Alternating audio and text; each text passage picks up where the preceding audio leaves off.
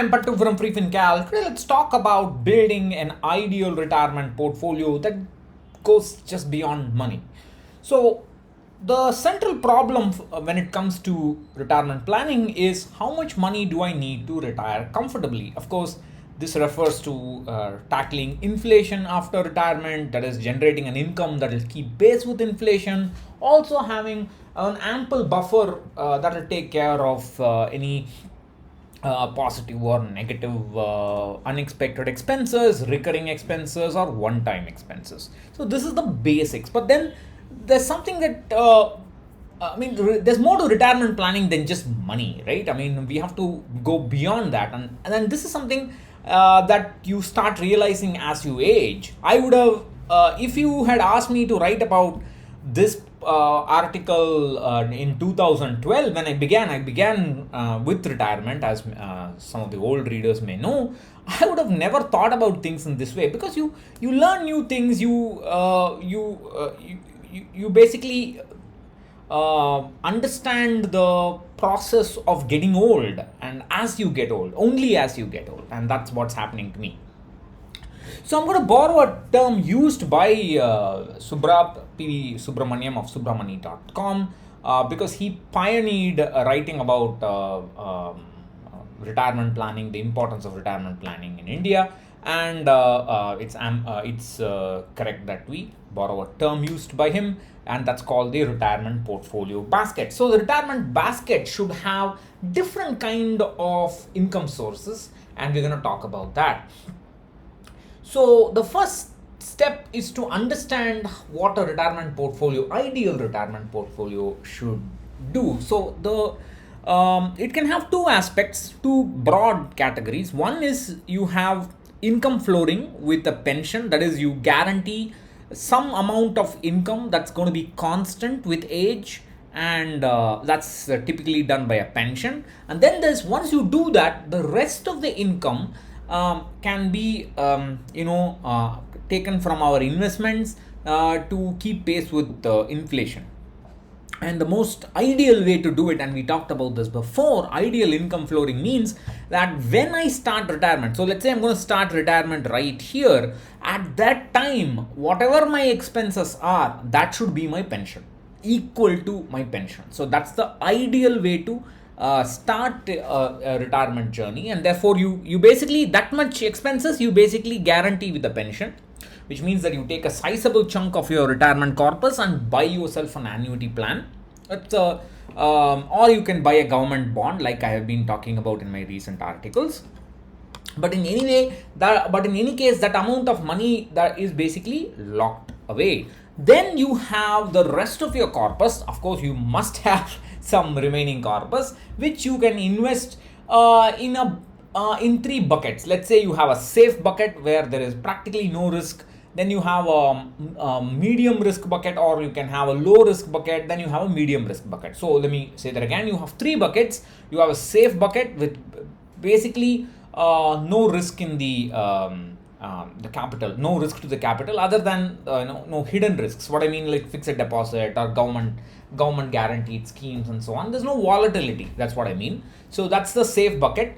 Then you can have a low risk bucket where there is some volatility, but it's not too much. Then you have a medium volatility bucket or medium risk bucket. So you have basically these three buckets with which you are going to take care of the additional expenses that come with retirement, and that's because of the inflation.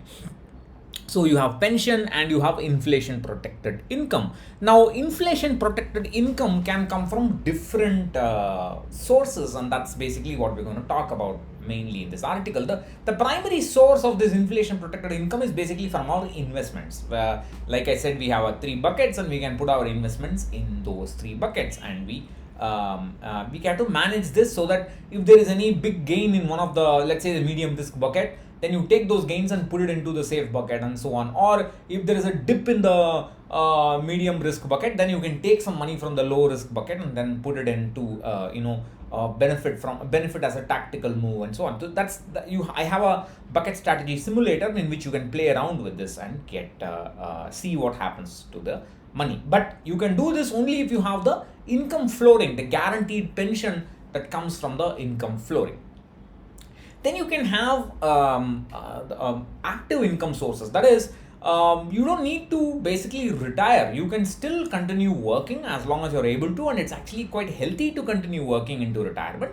It's just that you can slow down your pace. You don't need to get up every day to work. You can work, let's say, twice a week or something like that. Whatever, take an occasional assignment and do something like that. Some active way to deploy the skills that you have learned over a lifetime, and it's going to give you some money.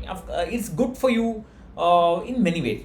You're not going to depend on it, but if there is an assignment that people are going to call you, for example, they say, please come and consult for us, we need your skills, we are launching a new product, you've been working in this line for 30 years, I want your expertise, and we will pay you well. Let's say we'll pay you several lakhs a week and so on. Take it. That's it, right? I mean, nobody's going to say no to that. So active income sources are important. You can't depend on it, but that's something that you can think about and build towards that from day one. That's very important. Of course, passive income sources matter.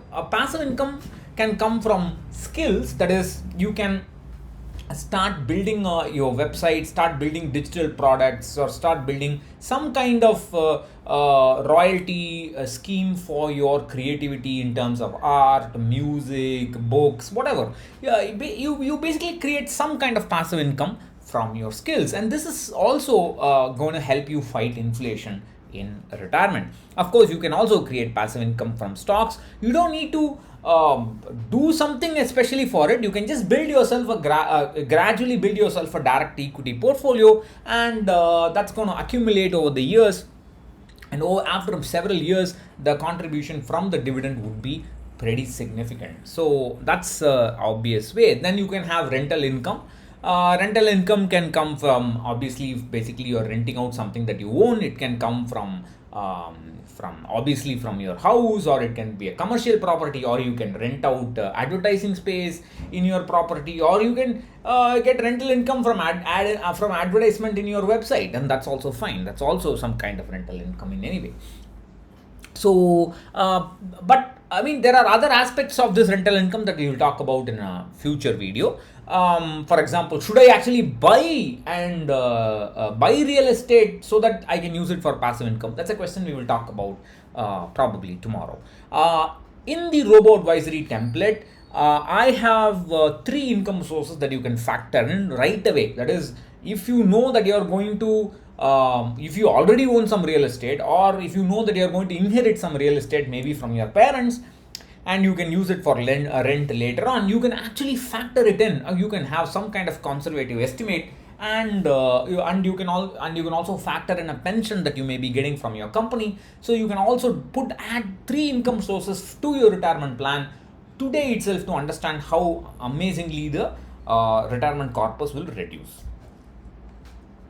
So all that is fine, but there is one more aspect of retirement planning that we need to think about.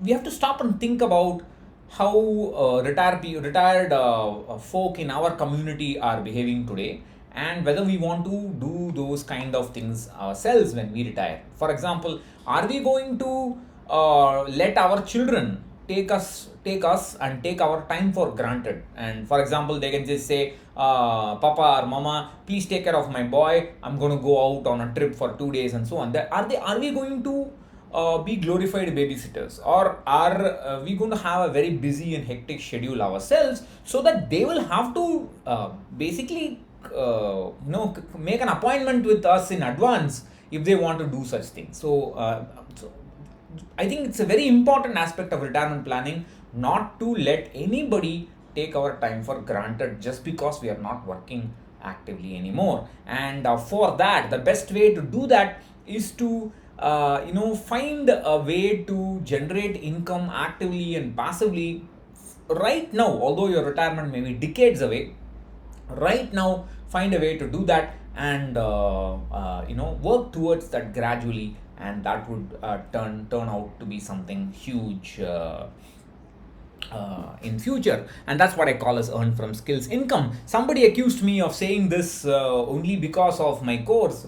Unfortunately, this is not true. I have been talking about having low expectations and investing as much as possible for years now. But you must recognize that, like I said, I am also learning several things as I age. I am now 8 years older than when I started the blog. Although I started talking about retirement a lot in 2012, I'm considerably older. The way I think about retirement and the way I think about aging and the dangers of aging is very different now. And 8 years of my youth is lost, gone, wasted, whatever you want to call it. So I think differently, and because of the way in which both my courses have turned out for me, I obviously see the benefit of this earn from skills income, and therefore I talk about it. If you think of it as a merely promotion for my courses, I think you're sadly missing the point. Anyway, that's that. So yeah. So in order to keep ourselves busy in retirement, the time to plan for it is now, because just like our children age in no time, we will also age in no time, and quickly we will soon be retired, and most people don't know what to do with themselves after retirement. We can't get into that kind of a stage. So plan how you can exploit your skills to get passive or active income in future, if not now, and how it can help you in retirement. Catch you later. Bye bye.